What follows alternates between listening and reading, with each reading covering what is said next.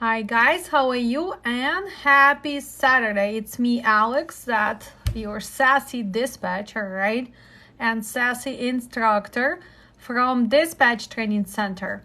Well, we had our productive day today. As many of you know, we do have trainings, dispatch training, safety and compliance. I do run my own fleet. I also run dispatch service. And today was our first class. And we are still debating and have lots of questions on how important it is to understand hours of service, booking your loads, making sure that you put those two things together. And unfortunately, my strong belief is if the dispatcher does not have a login to your logbook, if the dispatcher does not see what's going on with your cycle, what's going on with your shift, what's going on with all the things that I have to do before I make my decision, I will never become a pro dispatcher, right? So, understanding of HOS is very simple because most of you can go to FMCSA, right? This is your number one to go free website, which has all the rules and regulations, which has explanation for everything, right? And we can do lots and lots of research right there. So I will need to figure out, guys, as I said, now it's my second life, so don't make fun of me because I'm not used to TikTok. I am always on YouTube lives. So I need to figure out how to switch this screen so I can share a few things with you if it's even possible, right? It was possible before this. Okay, so what are the general rules?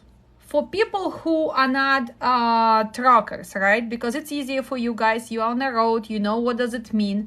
So how can you start memorizing things? Well, first, let's make it simple. What does it mean cycle? What is it 70 hours? Let's think about it as your working week. Every people in different industries, they go to work Monday to Friday, right? This is their working week. Usually you go to work from 5 to 4, 8 to 7, whatever your shift is, right? This is your working day. So cycle, it's the same as a working week for the driver, right? So, but cycle has some kind of limitations. It can be 70 hours or 60 hours. It depends what your carrier company gonna choose. Most of us, we are choosing what? 70 hours for 7-8 days. Why do we need to make sure that we remember this number? Because, well, we have the rules, mandatory rules. No matter where you at, no matter what kind of equipment you drive, if you are driving reefer, flatbed, if you are in Washington State, if you are in Illinois, if you are in Tennessee, I don't care how many hours you've been driving today, I don't care how many years of experience you have, but after you finish your cycle, mandatory, you have to do your restart. So for general humans, we do our weekend, right? Usually you don't work on Saturday, Sunday. So let's think as a cycle, as your working week, and restart like your weekend. But we are more flexible than the drivers, right?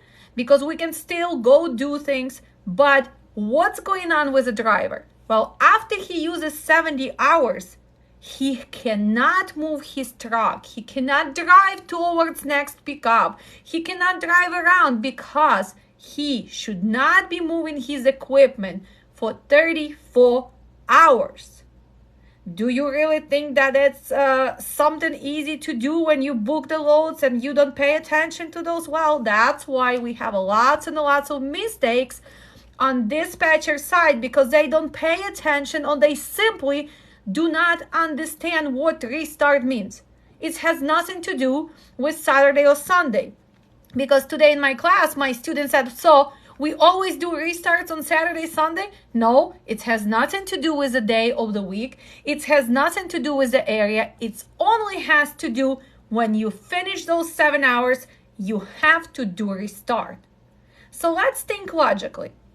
Do I want to book my driver today? Let's say he only has 3 hours left on his cycle, and I am looking at the load which picks up today, delivers on Monday at strict receiving at 6 o'clock, and let's say it's 500 miles. Today is Saturday. Let's say right now it's 4:20 p.m. I am a dispatcher who is booking this load. I only have 6 hours on his clock, and then he has to do mandatory restart. So let's just think about this. 4 p.m., let's say he goes to checks in, he gets loaded, he still have 4 hours left today. 4 but multiply by 60, okay? He's gonna make 240 miles tonight. Let's say 9 p.m., he is going to have that, right? Well, but then from tonight on Saturday, he cannot move for 34 hours. I have a strict delivery at 6 a.m. on Monday. If he didn't have to do restart, well, it's good. He's gonna go to sleep tonight. He's gonna continue tomorrow. He still makes the transit. But now I have the load. And let's say I am that desperate dispatcher who even book ice cream load minus 20 degrees or minus 10 degrees. Now he's sitting somewhere. Maybe he picked up that ice cream in Hubbard, Indiana. He has to deliver to Newark, New Jersey. He made 200 miles, so he's somewhere in Cleveland, Ohio, minus 20 degrees. Now he has to wait 34 hours, right? So from 9 p.m. today till 9 p.m. on Saturday, it's only 24 hours, right? Then I need to add another 10 hours, and only then he can move. He still have 500 miles to make the transit. So now, was it a broker's mistake? Was it the driver's mistakes? Or it was a dispatcher desperate dispatching for dispatcher who doesn't put two things together? Well, let's be honest. Come on, give me a comment. Whose fault is this? Of course, dispatcher. Dispatcher needs to know the rules, right? So in this case, can you even take the load with a strict delivery on Monday, 6 a.m., when you were loading today, you only had 6 hours before restart, you have to fit restart. Was it a smart decision? Being loaded, being with minus 20, minus 10, I don't even care even if it's a drive rate, but now you are going to strict facility. So first, you have two options.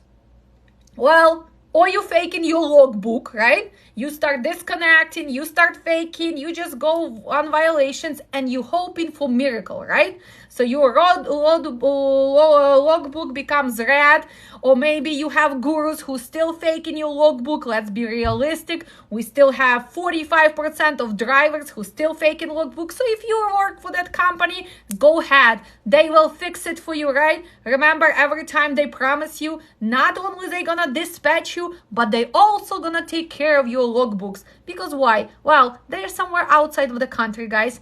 They are not committing federal crime. You are. Your company, you as a driver who accepting all those changes. So they okay. They simply do not care. They don't even understand what does it mean federal crime. But trucking is tough. Market is tough. We need to cut the corners. We need to survive. So that's first thing. You faking your logbook. You're still gonna make it. Blah, blah, blah. Well, that's for some people. Let's talk about people who trying to do everything by book and try to stay safe and compliant because they already learned that violations, out of services, all of those things are gonna end up making impossible to have a good insurance coverage. It's gonna make you unsafe carrier. You're gonna be losing your MC. You're gonna be buying another MC, becoming a chameleon carrier. So most of the people already learned that it's cheaper and wiser just to try keep going by rules, right? And improve dispatch. Make sure that dispatch knows about hours of service. Make sure that logic is there. Logic. We are in logistics, right? So that was the first scenario. Second, you're gonna be late for pickup. Now you're gonna make up stories. oh my God, we had a breakdown, right? We had a breakdown, we couldn't make it. So hopefully, broker is gonna buy your stuff. You're still gonna finish restart. Instead of 6 a.m., now you're looking to deliver Monday night if they have appointment. But usually if you were going to strict facility, probably appointment does not exist that day. So you have to deliver Tuesday if you're lucky. If you're going to really strict receiver, well, you might be sitting there till Wednesday night. That's why when we see all the people, I have been sitting here, I was late, blah, blah, blah. Well, did your dispatcher pay attention to those details as well when he was booking? Not only HOS, but also what kind of receiver it is. Is it going to be easy to reschedule, right? So that's your scenario number 2. You're going to be late, then you're going to be sitting there. Or scenario number 3, simply do not do it. If you don't have enough hours to make the transit, do not take load which cannot be delivered. Or start your restart, or take the short maybe load that he can start his restart. For example, till Sunday, early Saturday, Monday morning. And if you have a shorter load, he can still deliver on Monday if it's a first come, first serve, still make somebody have a new cycle, and you keep going, right? Okay. Thank you guys. And I don't know how it works, but thanks for watching and sending me those hearts. I appreciate that. So this is a cycle. So most of the dispatcher kind of get that idea. Okay, cycle, 34 hours restart. But why do we have all these rules every day, right? So what rules do we have? Well, now let's talk about working day. So you go as a dispatcher, you work from 7 till 5. It's your working day. Hopefully you have a chance to have your break. Mandatory, not mandatory, it's optional for you. But in trucking, we have the shift, 14-hour shift, right? From those 14 hours, you can drive only 11 hours. So here's my trucking gurus. If most of the truck approximately with the traffic, with a being governed truck, with a speed limit, approximately let's average out 60 to 62 miles on the day where we're not loading, unloading, how much can we drive? Well, simple, right? 11 hours multiply by 60, so it gives you like 660 miles. But remember, we also have some little rules. We have to have the brake, we have fuel, and we have the PTI. So that 660 miles, it depends which area you at, is gonna be less than 600 miles. So usually I say 600 to 620 if you're not loading and delivering on that day, if you have a longer transit. But what if you are picking up today? Well, it depends. When did you start your logbook? Let's say you got loaded. You have to go to sleep. So that's another rule before we're going to give examples. So that's after you drive 11 hours, after your shift is ended, what do you have to do? You have to sleep for 10 hours. Finally, FMCSA, 2 years ago in September 29th, guys, I'm good on my numbers because I'm also safety and compliance teacher and I do run a lot of safety programs for the carriers. So finally that added another split, right?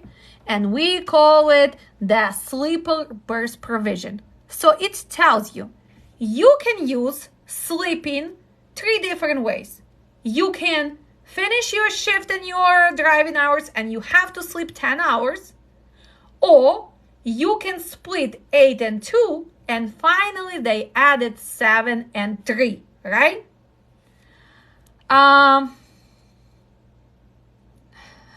Focus on what she's saying. Okay, yeah, let's guys focus. Thank you for compliments, but yeah, let's go back to HOS because that's what the problem with dispatching. Okay, so we can split that sleeping 10 hours. Why is it important for drivers and dispatchers to understand? Because it will help you and it will improve your chances to make the transit. let's say you going to pick up.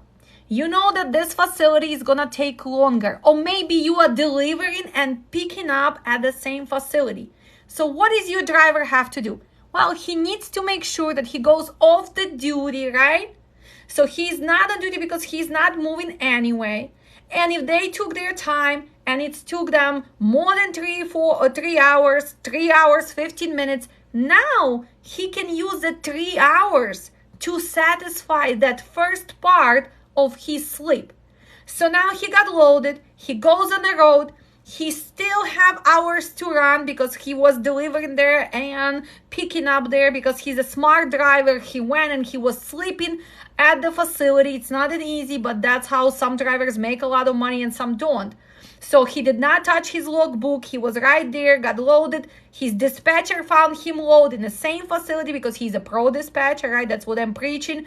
80% of your shit has to come from the same facility you delivering to. You want to make money? You have to learn how to do that by simply asking your broker, do you have backhaul from the same facility, right?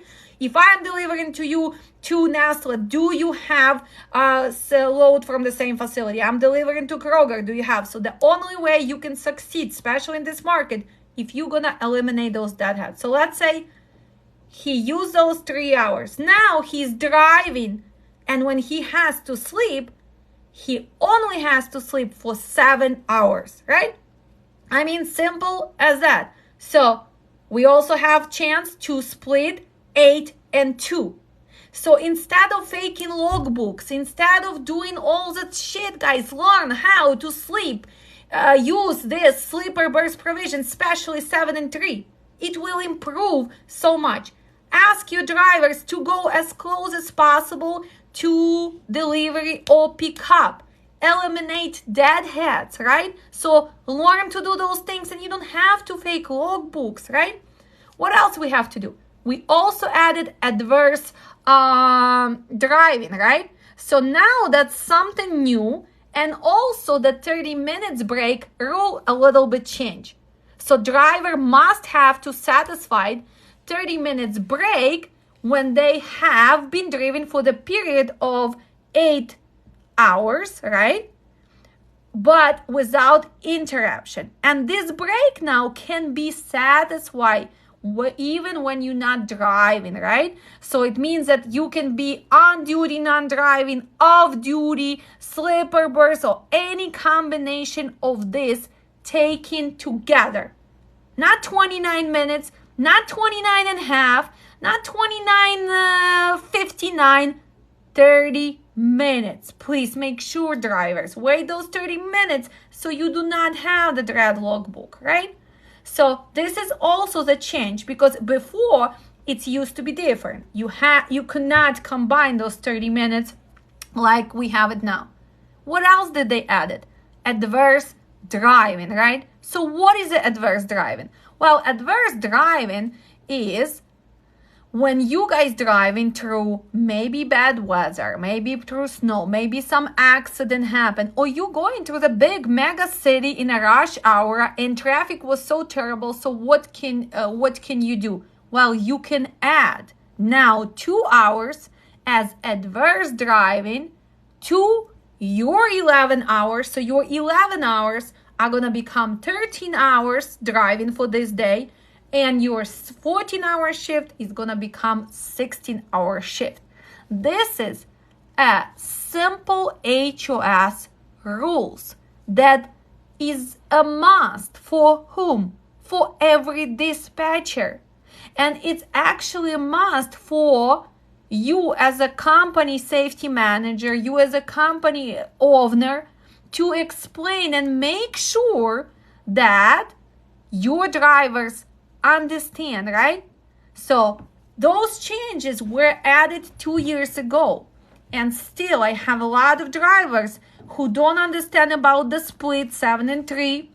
I have drivers who never use adverse driving when they could actually do it. But I do have a lot of drivers who actually misuse personal convenience, right? This is another biggest mistake that drivers do, and then they get stopped, they get violations, right?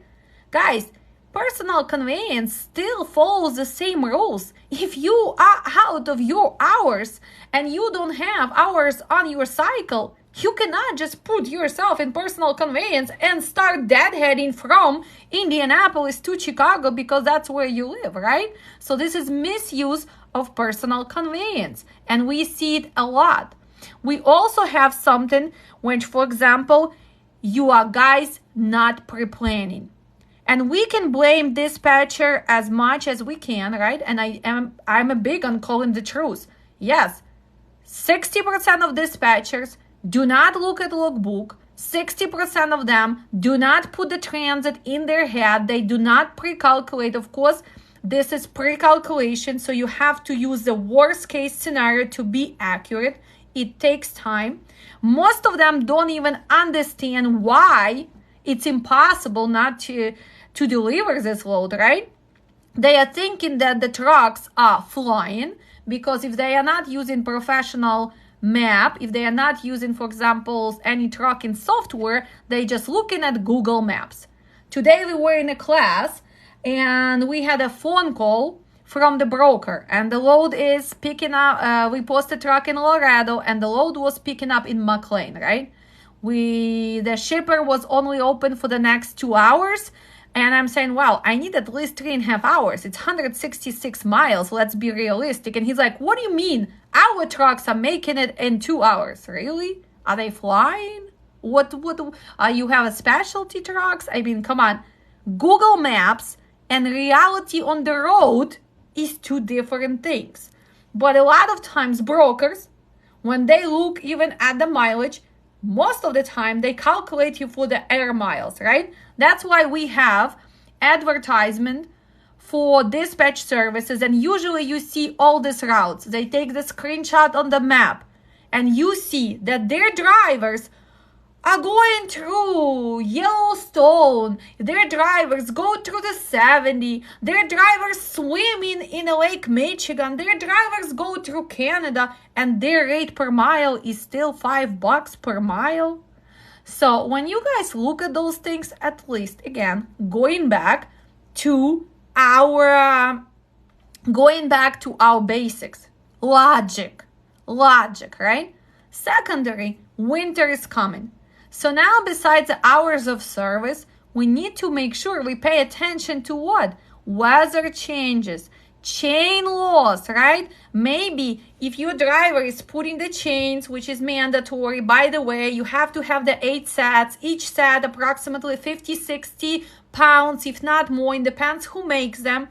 If he is a smart owner, operator, or driver, he's also going to do what? He's gonna put some extra stuff to help him if the weather's gonna get better, right? Extra clothes. He's also gonna put additives to his fuel in case of the temperature is gonna drop. So isn't it time for you to do what, guys?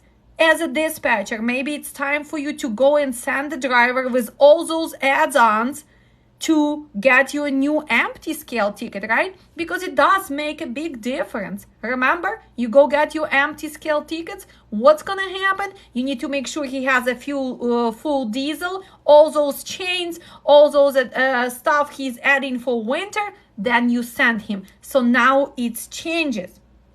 Actually, it was an example today. We posted just power only to see what's going on, and we received phone call from TQL, of course, nonsense, picking up somewhere next to the Madison. You actually tow away brand new drive-in. You cannot use it, so it's not load out, it's just tow away. So that means you have to pick it up, it's empty, and you have to go all the way to Salt Lake City. Well, today is still September 17th. We did not have the snow yet. We don't have those gushing winds. But do you understand, as a dispatcher, starting in October 1st and probably till the end of April, when we have all those winds, when we have the snow, do you understand that now you need to pay attention to the weight of your truck and trailer? So if we would talk about this option somewhere like October, weather changes, is that a good decision? To take empty trailer going through Wyoming, and that's when we see not those pleasant TikToks, right? And all those videos when our trailers get flipped, our drivers get hurt, and all of that stuff. And it's not only Swift, guys. Remember, you know why people make fun of Swift, the Swift drivers? You know why? Because it's a big mega carrier. So we have those drivers in every company. It's just a meme, right? So actually, now as a dispatcher, or you have to make sure that he is going down and taking 40, or he cannot be light. So how many of the dispatchers are pay attention to that? How many? How many dispatchers pay attention to all the chain laws? How many dispatchers even understand, oh, I just had inspection. What does it mean? Oh, I had inspection. Oh, still keep fake my logbook? Well, how many dispatchers just need to kind of sit down, put rate and hours of service in front of them and start practicing? After practicing day after day, it's guys gonna click, right?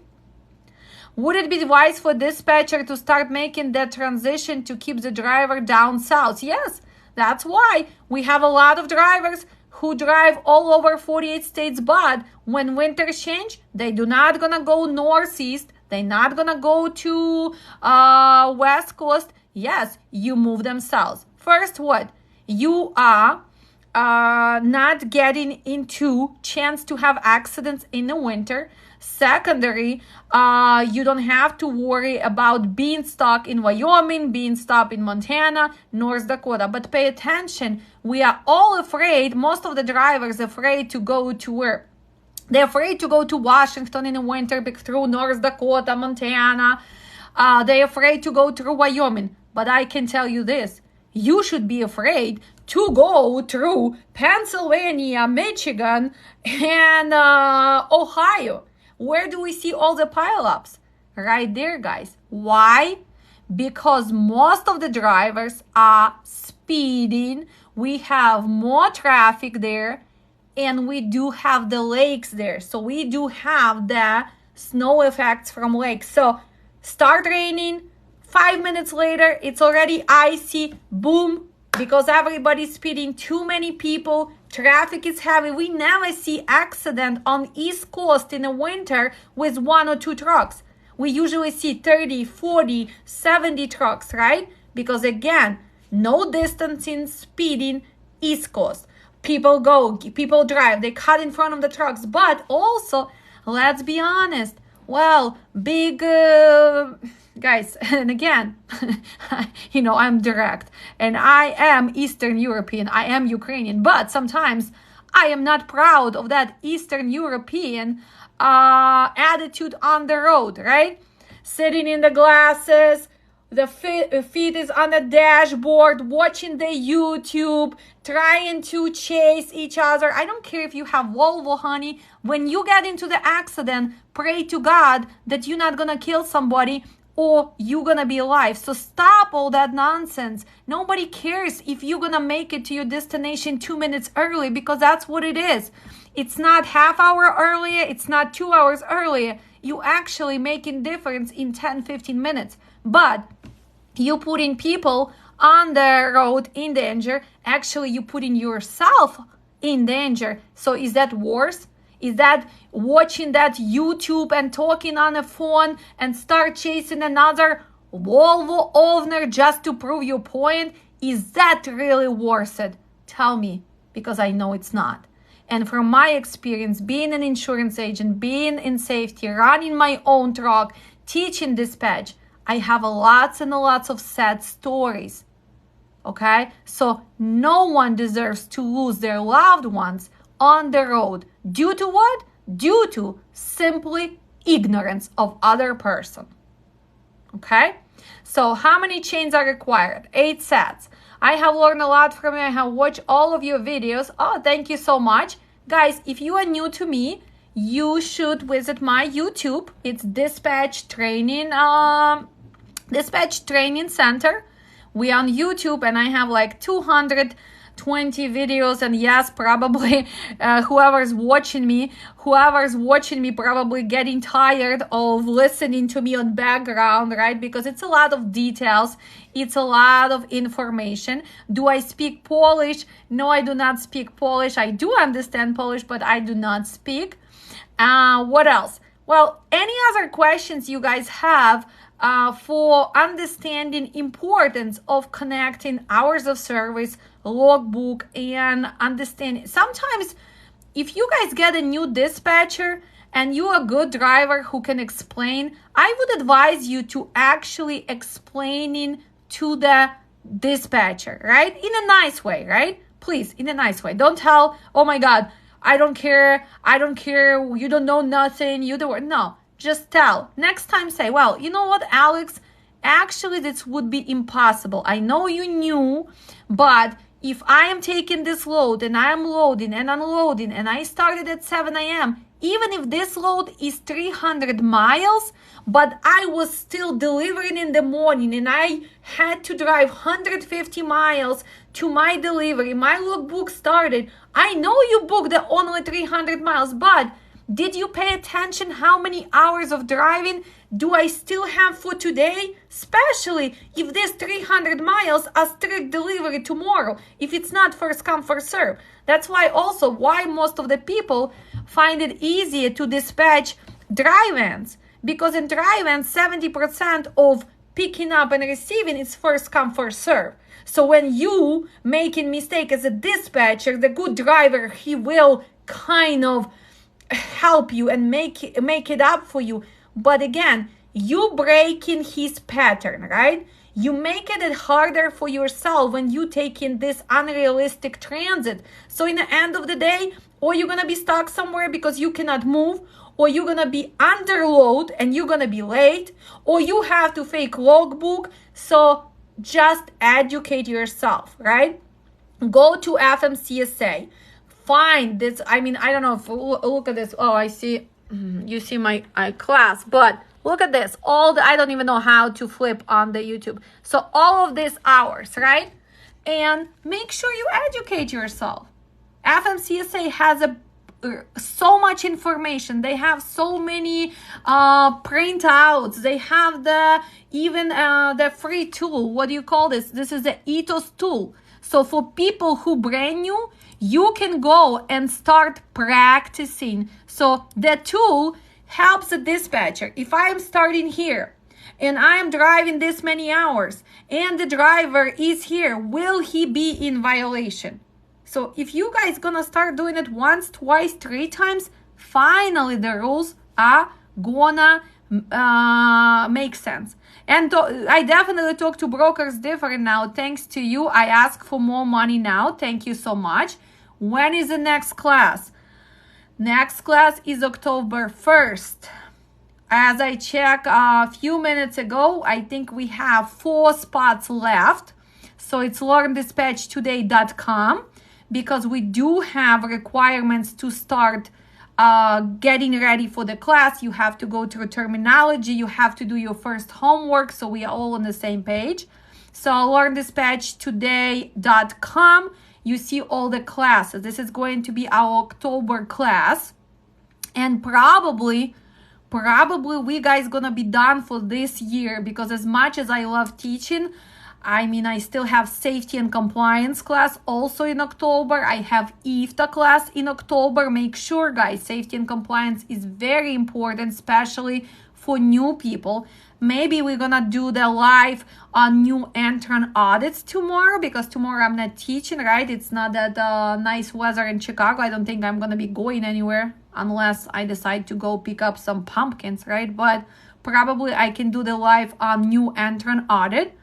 I will be posting few phone calls of what we did today in a class. Class is 5 weeks. We have it only once a week on Saturday. We make it on Saturday, so even the drivers on the road, it's 10 a.m. Central Time. You can still find the time. It's 4 hours. It's live.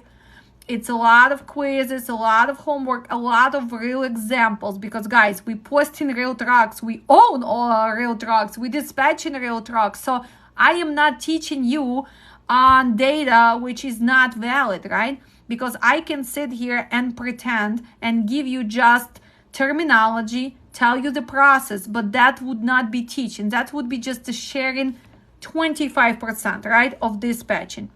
The best part comes when you hear the brokers, when you see the real logbooks, when you see the real confirmations, when you see the difference between flatbed, between reefer, between drive, and that's when you can actually learn.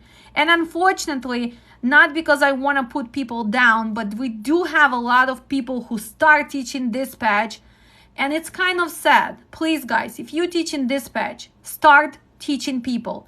I feel so bad because 40% of my students, I am their third class, I am their first class, so fourth class. Somebody paid 4 times. I had a person who paid 5 different classes and finally got to me, finally put the stuff together and start dispatching. So please, don't scam the system. If you really can teach, if you actually have ability to teach, and not because I want to say, oh my God, I have the ability, but yes, I do believe the teaching gift has to be there. You have to explain, you have to have a structure, you do have to have personality, you have to motivate people, you have to show what each person needs, and it takes lots and lots of dedication. So probably because I was supposed to be a literature teacher back in Ukraine, you know, so I do have that gift, and all my family teachers or doctors, so probably it is in the genes to be a teacher, right? And I enjoy it. That's why I don't mind answering the question. That's why if you go to my YouTube, you see that my videos are very detailed, right? For some people who have no time, if you rewatch all of my videos, guys, you're gonna learn way more than paying for some of those trucking gurus classes, believe it or not. I know you might be hearing your ear with my Ukrainian accent, but you know what?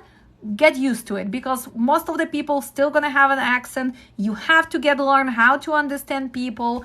So, I mean, this is possible, right? So hours of service. What is also, I wanted to tell you, exemption, right? The short haul exemption. So how does it work, right? At 150 miles. It used to be 100 miles. Now it's 150. When you only doing local runs, 150 miles from where your business is registered, not where you park your truck, right? Because if that would be an idea, then, okay, I'm driving 150 miles, Chicago to Madison. Tomorrow I start in Madison. I'm going to go to La Crosse, Wisconsin. From La Crosse, Wisconsin, I'm probably going to make it to Minneapolis. From Minneapolis to Fargo. And you keep going 150 miles exemption with no logbook. You don't have to have ELD. You can have, the electronic. You still have to have logbook, but paper logbook. So some people have a wrong idea. They think that 150 miles every day, they can get all the way to Washington without being on ELD, right? Boom. Boom. They have to rip that paper logbook, throw in the garbage, and they are good to go. No. A short haul exemption is... short haul exemptions is 150 miles from where your business located. So if I'm located in Schaumburg, Illinois, 150 miles. The only thing it gives my driver that he can be on a paper logbook. Still the same rules. Still he can only drive 11 hours. Still he can only have the shift 14 hours. Still he has to do restart after he finish. But usually local companies, we don't get to that 70, because you usually, if you run local, you go Monday through Friday, so you restart automatically starts over Saturday, Sunday, so it is easier, right? So that's the short haul exemption. If you are doing local runs, you need to also add ICC number, right? So we have MC, motor carrier number, if you are going interstate, if you are going to more than one state, right? So if you're going from Chicago to Michigan, let's say Illinois, Michigan, Indiana, you still need to have MC because you are crossing the border of Illinois. If you only stay in Illinois, you don't need to have MC because you consider intra-state carrier, right? So you can have only US DOT number, which is free. You still have to have mandatory primary liability, minimum 750,000 to be active, and 100,000 for cargo to be able to book the loads. But we all have at least 1 million primary because nobody wants to work with you if you don't have 1 million primary liability. And you need to apply for ICC number. So intrastate common carrier. So US DOT number and ICC number, right? In your state. If you guys doing only local runs, if you're not going more than 150 miles, so because we have lots and lots of violation, because what happened? Well, your driver thinks that he lives in Chicago, that he's gonna put, that he's using the short haul, he's gonna get pickup load, he's turned off his ELD, he started restart, he still goes to pick up, put the paper logbook because he's gonna pretend that he's just going to pick up, right? Well, if you don't have ICC number, if you have the same number, well, you have to be pretty smart to trick the officer, right? And it does happen because people don't get stopped every 5 minutes. So that's what people do. So they would unplug. But remember, the moment you unplug that ELD, you're going to plug it back. What you're going to have? You're going to have a disconnect between your odometer and actually readings on ELD, right? So again, scamming. You think that you guys are so smart, but nowadays, just learn to do a better business, right? Better dispatch, better safety, better compliance, better negotiation, better organizing how your drivers work, and of course, hiring of the drivers, right? Qualification files. Who are you hiring? Who you have? And can't go over 14 hours. Okay. Only within 130 hours and must return to starting point and the end of the day. Yeah, that's correct. Thank you. Thank you for helping me with that. So you always have to return to the terminal, right? So that 115 miles, because you usually have a terminal, for example, in Schaumburg. So you go that 100, but your starting point and ending point has to be in Schaumburg. Only then you can use that short haul exemption for paper logbook. Не соромтеся свого акценту. Oh, я не соромлюся. I'm just saying that some people complain and I don't really care if they like it or not. Believe me, if I would feel uncomfortable with my accent, I would not go live and teach classes and being on YouTube. I don't really care. So some people just have the ignorance and they start pointing that out. But believe me, being direct Ukrainian, I don't really care. So, and sometimes, yes, if I do have mistake with pronunciation, I do improve myself and I try my best. Okay, Alex, yes, hi, how are you? Any other question? You're beautiful. Thank you so much. Yes, all the dispatchers are beautiful. Doesn't matter where we come from, right, guys? And let's talk about this. And it's so funny because usually when we have female dispatcher and then we dispatch 5, 6, 7 trucks, right, guys? Well, you are bored, you are driving, right? You want to talk to your dispatcher 5, 6, 7 times, just simply, oh, Alex, how are you doing? And you try to be nice, right? Especially if you come and you see the girl and, you know, and she's cute and she's lovely and she has a green eyes. Of course, you guys don't really care, you're bored. You start calling million times, right? Well, are you helping your dispatcher to really do her job? I understand that you giving her compliments. I understand you worried how was her morning. Is she busy or not? But if she has 7, 8 drivers like you, every phone call, every text message, which is not on a topic for finding loads, delivering, giving updates, actually distracts us. And what happens? A lot of girls are afraid to actually tell you, leave me freaking alone. Let me do my job. And you guys take it personal. Let's talk about reality, big shots, right?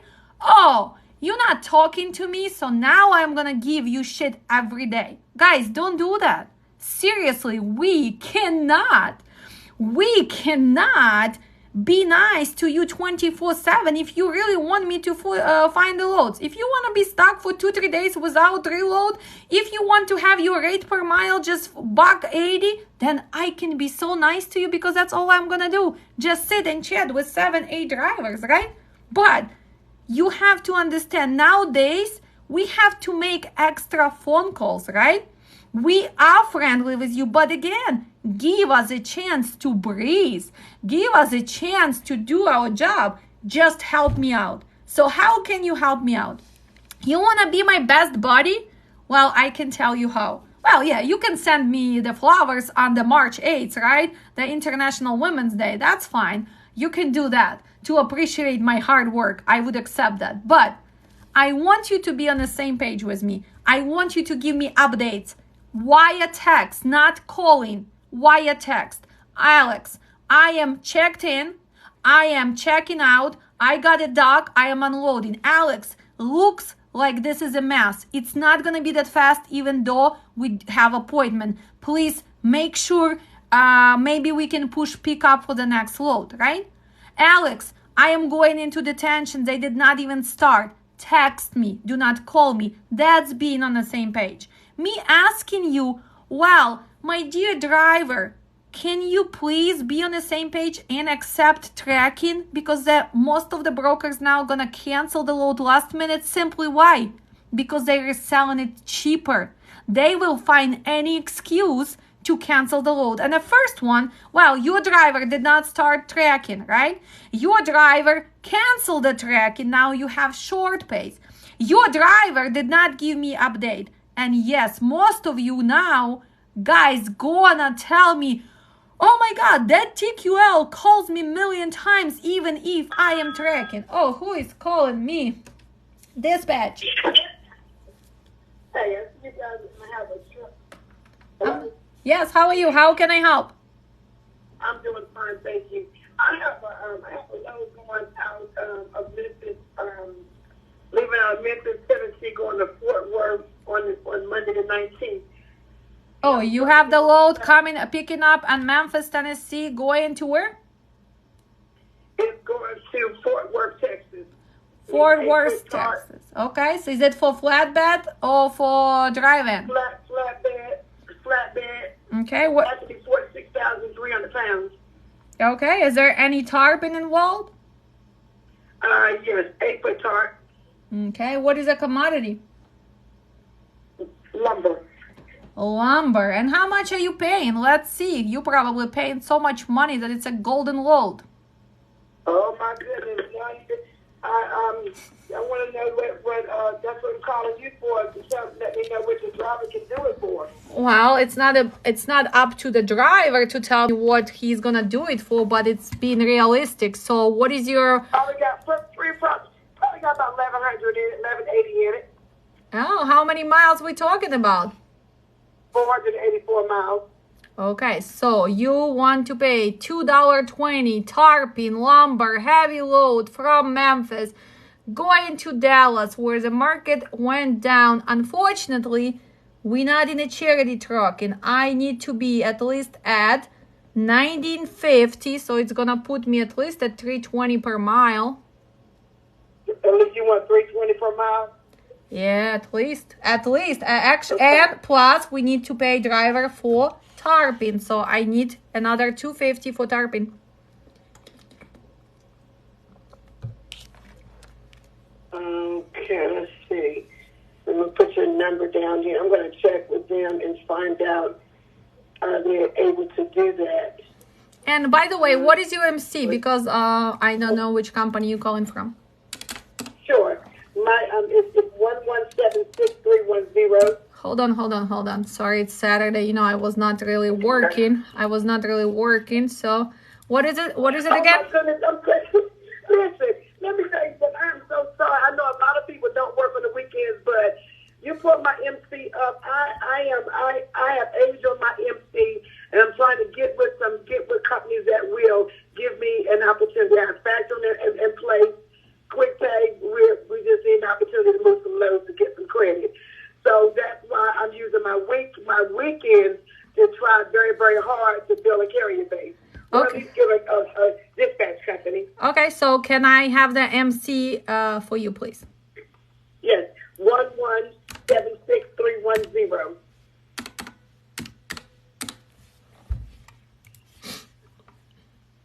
1176130. 1176310. Okay, 310.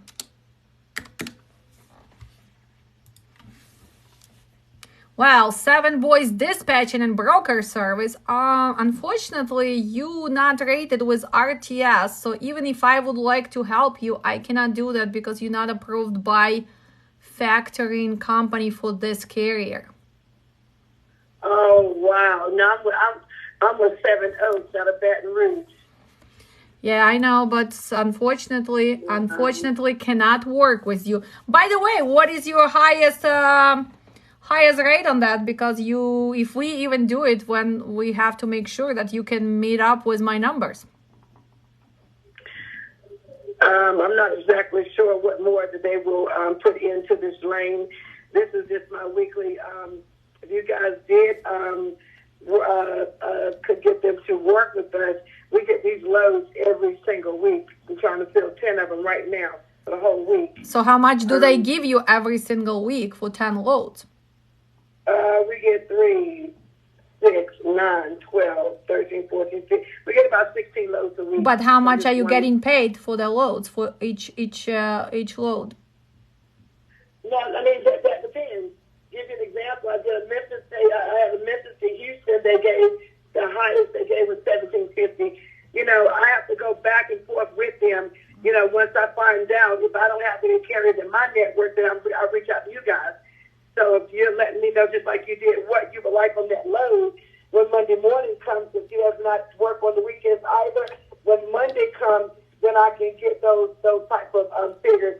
You know, such as whether they want to pay $2.50 for, you know, TARP, $3.20 a mile. I normally try to get the drivers $3.50 a mile. Okay. That's what I try to put in.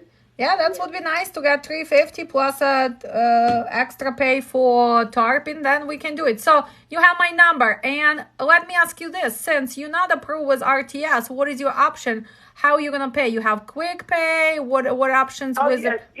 I have quick pay through my factoring company. Who is your factoring? 7 Oaks. Who? 7 what? 7 Oaks. 7 Oaks. Well, that's funny. You guys are 7 Boys Dispatching and 7 Oaks. Wow, you like those 777s, huh? Well, you know, believe it or not, I started out with a factory company almost 2 years ago. I didn't factor any loads because no one would take me because I was too fresh. Okay, so the companies that I'm getting now, these are all from shippers that I had vetted, and 7 Oaks gives me a line of credit for each shipper, $25,000 a month. Okay, sounds good. Seems like you are moving up to become a biggest broker in the USA. I'm trying, but you know, it's just like the carriers, the new carriers. They have a hard time getting people to work with them, you know, because they're new. So new brokers go through the same thing that new carriers do. So once they get an opportunity to run for someone, then they're all set. So, you know, we all have to start somewhere. Yeah, we all have to start somewhere. You need to build up your credibility. The new companies, new entrant have to survive at least 6 months, pass their new entrant audit. Dispatchers need to learn all the ins and outs, and we are in all of this together. Well, thank you so much for reaching out. So let me know if you can meet me at that $21.50 for Dallas, and we'll see if we can work. Okay, sounds good. Thank you. Bye-bye. Okay, thank you. Well, I guess what, guys, because we have a class, we still have postings for our trucks. We were practicing today. That's why she called me. What do you have to do as a dispatcher? Well, first, if your carrier has factoring, you always have to make sure that they are approved. In her case, it wasn't bad rating. It just was rating, which we call no established rating. So on Saturday, Sunday, I cannot even contact RTS to see if she's able to get a credit. Seems like she's a nice lady, but seems like it is another load which is not gonna pay. She's trying to pay $1,300 for heavy load with a tarp, and what seems like she's a nice lady. She's getting those, but This is kind of nonsense, right? Nonsense. But that's what you guys do. You ask all the questions, right? And you make connections, right? No established credit is called on my fact. Yeah, no established credit. That's what it is. So we have A, excellent. We have B, above average. What? C, I believe it's what? Average. D, below average. N, no rating established. And F, poor credit. You cannot book those loads. And I, you are not eligible for factoring, for example, with RTS. Pay attention. Sometimes you work with different carriers. The same broker might not be approved on RTS, but approved, for example, on Loves, or can be approved on the OTR Capital on the Compass. So as a duty of dispatcher, you cannot just go by what? By checking on RTS. Well, if this carrier does not belong to RTS, you cannot check on RTS for the credit, right? Simple as that. And we have a lot of confusion about that.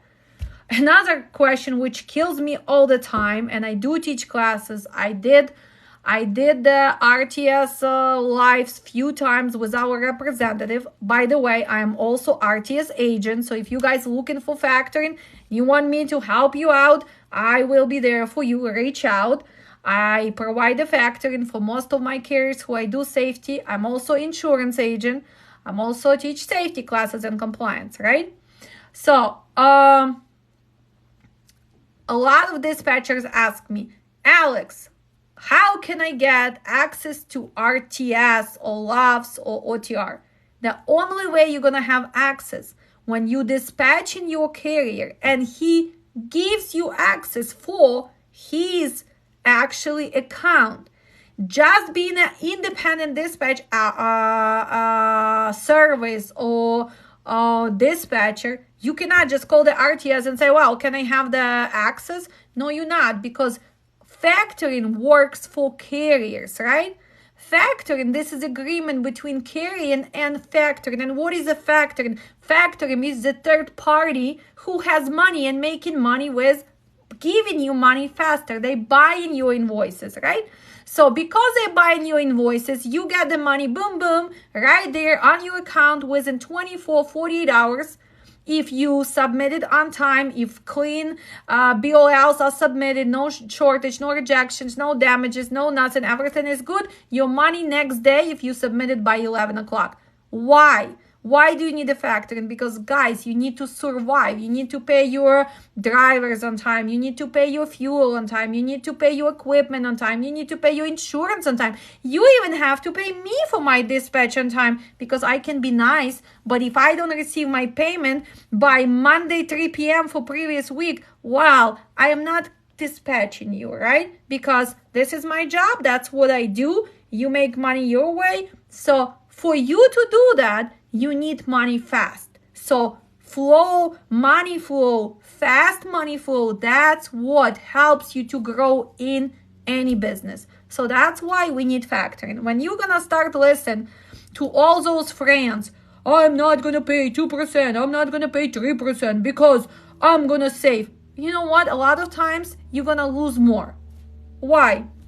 Because most of the rating on a dead or truck stop is not going to be correct. So you end up booking even one load with a broker from California, which is double brokering, right? And you're not going to receive payment for $4,000-$5,000 right there. You already lost more than you're going to spend in factoring fees. The only thing you have to pay attention, you guys have to choose the factoring you like to work with. And again, I am not preaching here for RTS. I am carrier as well. For the last 8 years, I changed through so many factors, and some of them were scammers. So that's why I end up being what? Being agent. I found the one which I try to work with. Secondary, why did I become insurance agent? Because I got tired of insurance agents selling the policies to me as a carrier and don't really give a damn about me growing, right? So I learned that my hard way. That's why I decided to be an insurance agent, right? Oh, what else? Why did I decide to teach classes? because I want to make sure that you guys educate yourself before you make all those mistakes. What's your dispatch and service rate? And can you do better than me? All loads over 3%. And again, Cowboy, can I do better than you? Can I answer that question, Cowboy? Yeah, I can do better than you. It depends what equipment, what mileage, what are we talking about? Well, do what kind of equipment? Where do you stay in? How long are your miles? So if you are in dispatch and you dispatch every day, that question, sorry for being kind of direct, is nonsense. Can I do better than you? Yeah, I can do better than you, buddy. I can do $10 per mile on 100 miles loads or 50 miles loads. So did it answer? And please don't take it personal. I'm just kind of trying to prove the point without being rude. It's just, can I do better than that? To answer that question, when carrier calls you, oh, my dispatch service is dispatching me for $250. Can you do better than that? First, I need to make sure, what kind of drivers do you have? What kind of equipment? Are you even a good driver? Because sometimes it's not up to dispatchers to get you the rate per mile, but it's also being on the same page with the driver. If you have a driver who is always late, if you have a driver who never picks up, if you have a driver who never gives update, it's impossible to even maintain those loads which we dispatch. But right now, we are generating for drive-in on Midwest. We still at 295 all miles. Reefers at 305 all miles. Again, are we talking about total miles or are we talking about loaded miles, right? Is there a practice website? Practice website for what? For hours of service? Well, you Shukrat77, I need a dispatcher. Okay, Shukrat, so you can reach out. But again, are you looking for realistic dispatch service? Or Shukrat, you are looking for dispatcher who is going to promise you all the things and it's not possible. Remember, doesn't matter how much knowledge I have. Doesn't matter how much I can negotiate. Not. Market is still market. A good dispatcher will still be over national average. And what is not our national average right now? Let's see. Market conditions approximately, and I can compare the truck stop data. So right now, all reefers, loaded miles, we're talking about loaded miles at 286, flatbed step decks at 293, and drive-in at 247. And we're talking about loaded miles. So if you calculate on total miles, that number for the national average is going to go down, right? Because we do have deadheads. So if you do not eliminate them, well, your number is actually really drastically going to go down. So good dispatcher is always going to try to be at least 15-20 cents above national average. Yes, we do have some better loads, but me dispatching my own company, let's say, with 30 trucks, and me dispatching, for example, I don't know, Shukrat, with brand new equipment, one truck, can I get him the same loads? I discussed this yesterday in my life, right? It's a big difference because of capacity. Of course, when I have 10, 15 trucks with the same carrier, well, I can negotiate better because I can take the same loads and help the broker. So, of course, the rates are going to be higher. And now I come with a one guy, Shukrat, who just opened his MC, who just brand new in the business, who only has this, and this, and wants to be home every Friday. Well, can I do that? Well, I can promise, right? I can promise, guys, but I don't do promises.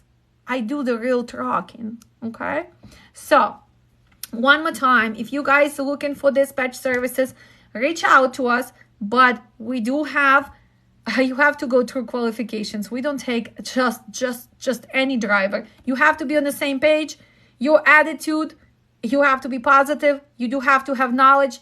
I will check your record. I don't even care if it's your own MC. I am not dealing with guy who has violations, whose MC does not have a good rating, because why should I punish myself and my team, right?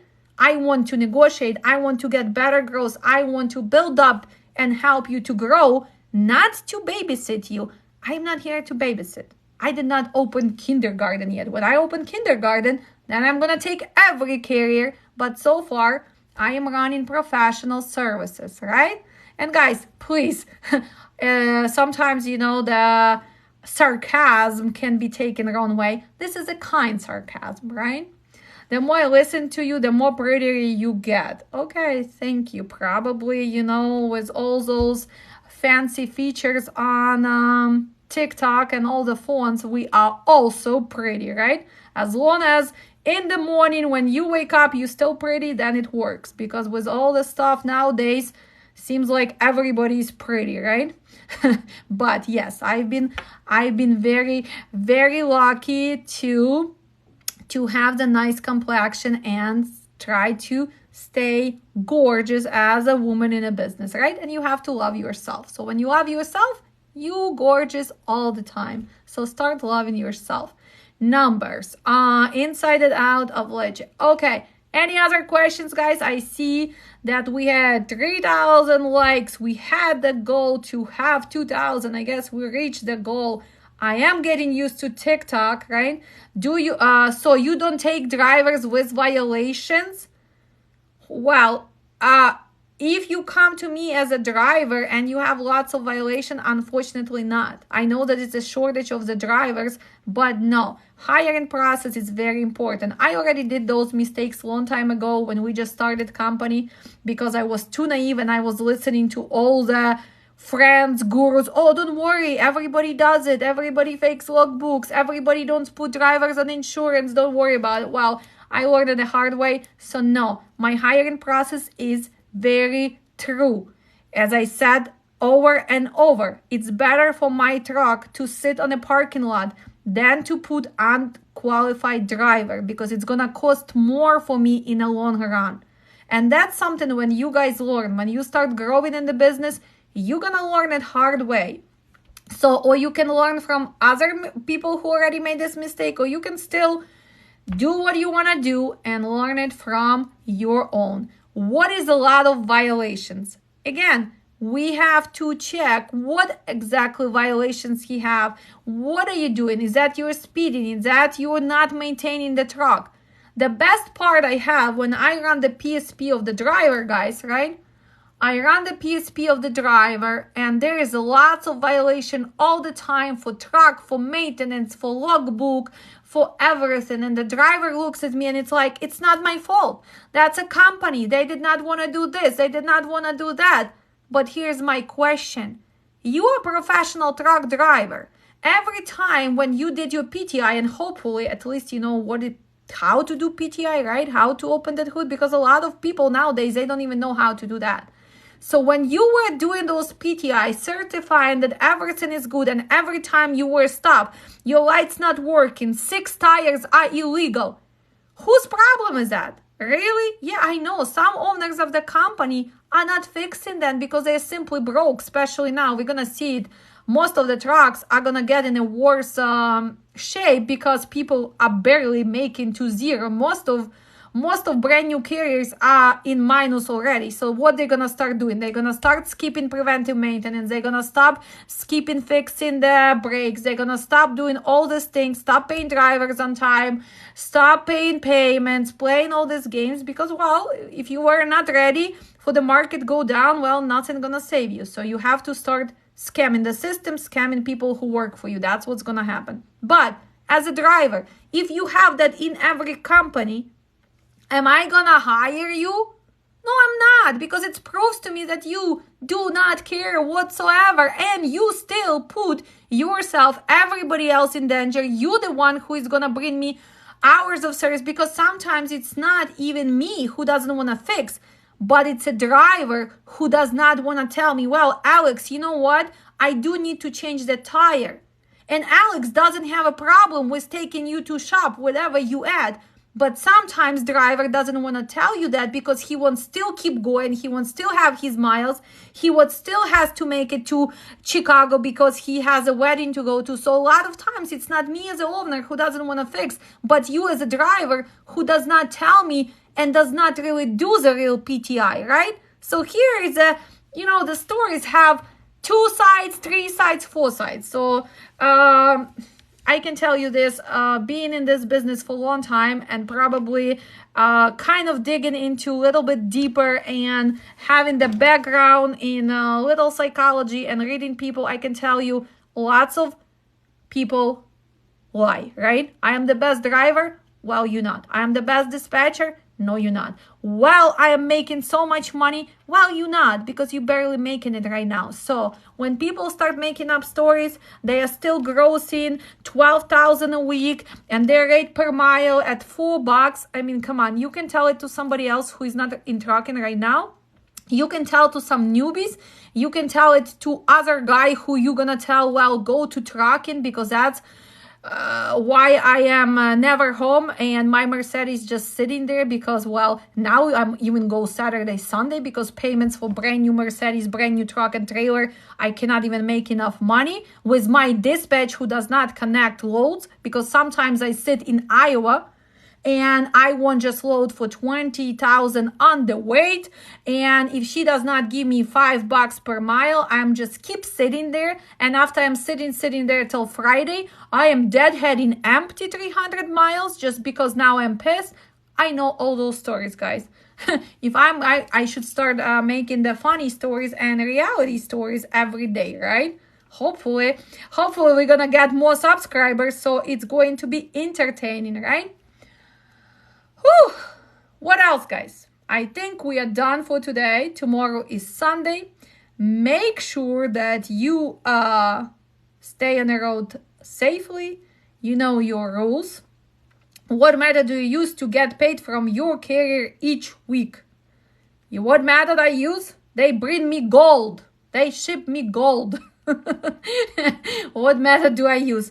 Well, Zelle, ACH, credit cards, pay whoever pays, whatever they pay, they get billed on Monday for previous week. Payment is due by 5 p.m. So whatever they want to pay, they can pay. If you want to pay me in the Bitcoin, you can pay me in Bitcoin. If you want to pay me in, give me half of your house, I guess you can give me half of your house. Just kidding, guys. Mostly it's already, I don't even take credit cards. So this is Zelle, right? Somebody's calling us. Dispatch.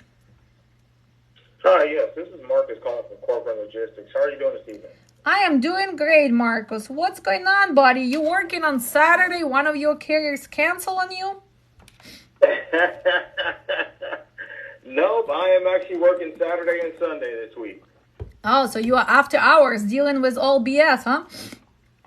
You know how it goes. Somebody has to deal with it, right? So what is the deal? What do you have? You have the load you need to cover? I actually do have a load that I need to cover for Monday, and I see that you have a reefer in Salt Lake City. Are they willing to go to Colorado and back to Wyoming? Colorado and back to Wyoming. Really? So what is the deal? So we're picking up in Salt Lake City. We're going to Colorado. We're in Colorado. All right, let me go ahead and pull up these details really quick. So this is actually going to be, give me 1 second because my computer's acting a little funny on me. That's okay. So it's actually going to be in Jackson, Wyoming, that it's going to pick up at Bovine and Swine. What are we picking up? And you're going to be picking up sausage on the first trip. Sausage on the first trip. So you're combining two desperate loads to try to sell this? Okay, so I'm in Salt Lake City. What is the zip code for the pickup? Okay, so the pickup is going to be 83001. Okay. So this is 279 miles deadhead. Yes, I definitely saw that. Okay, so let's keep going with this golden load. Okay, so I'm gonna deadhead because I'm that desperate dispatcher and owner. So let's say I do that. Okay, so it's gonna take me 7 hours for deadhead on Monday. Till what time can I pick up? So this actually picks up between 10 a.m. and 1500, which is 3 p.m. 3 p.m. Okay, so hopefully we're gonna make it. Okay, we're gonna make it. We're gonna do pickup. Where are we delivering? So we're going to be delivering to Safeway, and that's going to be into Denver, Colorado. Okay, which day? My favorite Safeway. The favorite next question, right? Yeah, the favorite next receiver, Safeway. Okay, what time do you have appointment?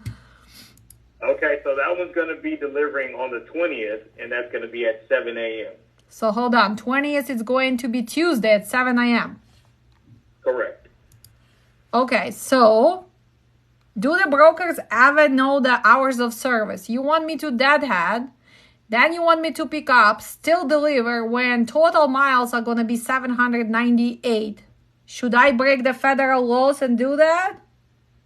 Maybe I'll do that. Okay, I'll fake logbook. Let's talk about it. So I'll deliver to Denver. I'll fake logbook. Okay, let's keep going because I really want to know this. So I'm delivering to Denver, faking logbook. Then what do I do after Safeway? So what do I do? Okay, so after you deliver to Safeway, you're going to pick up, this is going to be at Diversified Transfer and Storage. This is going to be on the 20th at Aurora, Colorado, and that's going to be 8001. What time? And that picks up on the 20th between 9 a.m. and 11 a.m.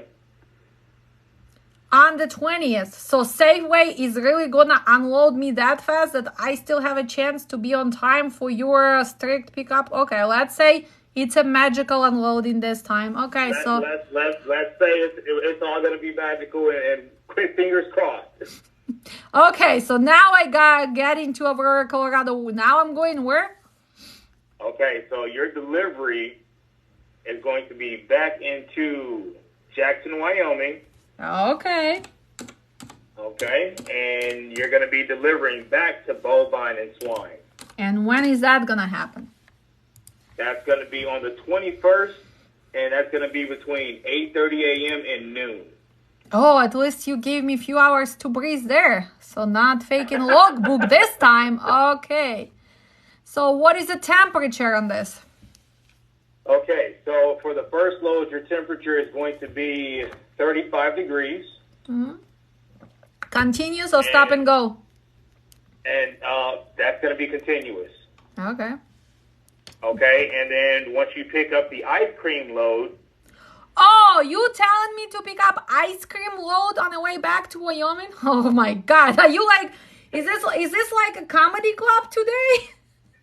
No. Okay, so now minus 20 degrees. It's a new customer, and we're trying to make everything happen for this customer that we can. What is he smoking? I don't know, but they should probably share it. Okay, so now I'm picking up minus 20 degrees, going back to Jansa. Okay, and what is he paying for all of this non-realistic transit and commodities and predicting that everything gonna go smooth? How much is he paying? Okay, so listen, I do have some wiggle room in this load before you hear the number I tell you, okay? I do have some wiggle room. No, just tell me without wiggling because I don't play those games. What is the best price you have for this nonsense? The best price that they're going for this one is going to be $37.50. $37.50. Well, you know what? I need to get calc. So $37.50. Okay. So we have calculator. So it gives us with our deadhead, right? $37.50. Oh my God, you might be the best broker out there. $37.50 divide by 1330. Look at that. You at $281. You right on a dead. Are you giving these numbers to them because you check on a dead what is the national average? No, I actually have not. Okay, but I have not. I just know exactly what my buddy's looking to get for this load, and I'm just trying to get it covered for him. So let's switch the places. I am a broker, you are the carrier. Would you do this? Would I do this specifically? Uh-huh. Yes, but I would have to negotiate the rate. Well, first it's gonna be impossible to do legally, right? Because your transit is impossible. With my deadhead and the transit, we cannot deliver next day. You know what? I just thought about that because, yeah, you have to think about your hours and things like that between that transit and deadhead. Exactly. That's why we are so big on brokers to get educated about hours of service, right? We're not flying. We have to sleep. So now that Safeway is impossible. So can you move that delivery to later than 6 a.m.? You know what? I can actually reach out and find out if that's possible. And I can surely give you a call right back. Okay. And if we had taken ice cream, minus 20 degrees, going back to Jackson, Wyoming, where nothing is there, well, that $37.50 has to become at least $5,000 for me to do it. So tell your body that this is something unrealistic, unless you're gonna get that newbie or desperate dispatcher, and I am not one of those. Understood. No, I definitely do understand that. I appreciate your honesty and your straightforwardness. What is your name, sir? My name is Marcus. Marcos, are you big on TikTok?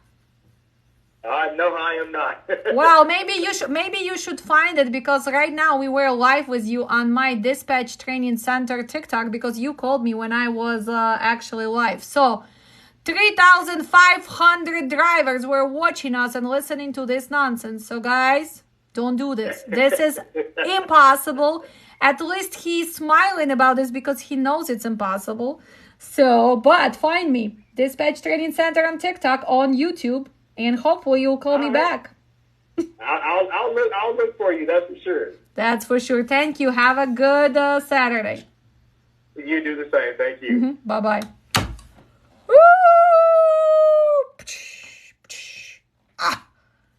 Are you kidding me?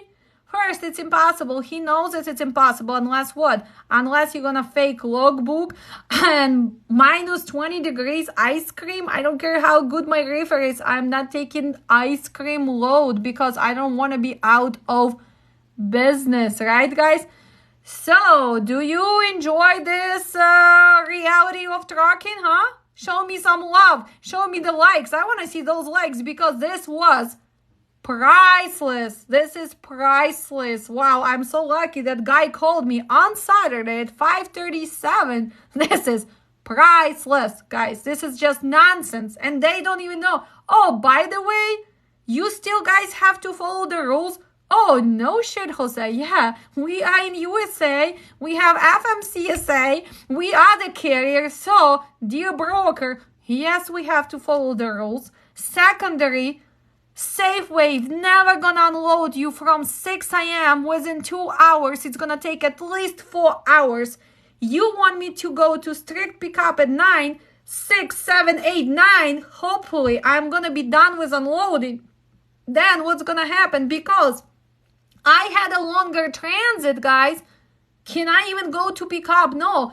If my drivers made it and was driving the all night, now I still have to wait for him to do what? To sleep. So can I even pick up that nonsense? No, I cannot pick up that nonsense. So thanks God for this phone call. It's like God is watching me and he's like, Alex, keep preaching, right?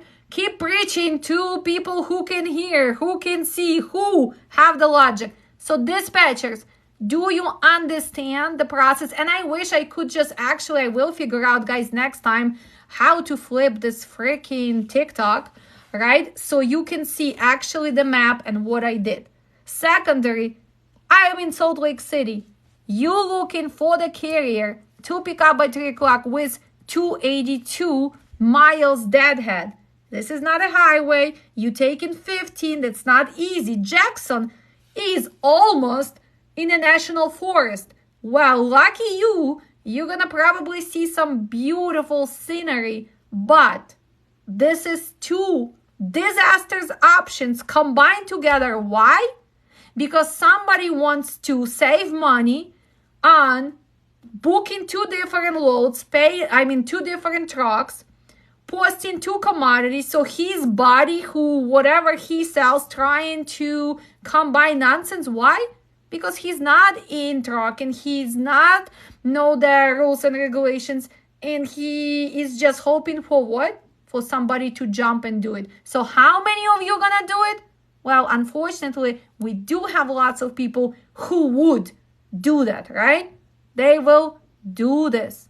And you will end up, first of all, getting violations. Secondly, you will be stuck in Jackson, Wyoming. Third, hopefully your reefer can even go to what? To minus 20 degrees. Well, guys, hopefully you like me. Find me on YouTube. I want to see all of you on my YouTube channel, Dispatch Training Center.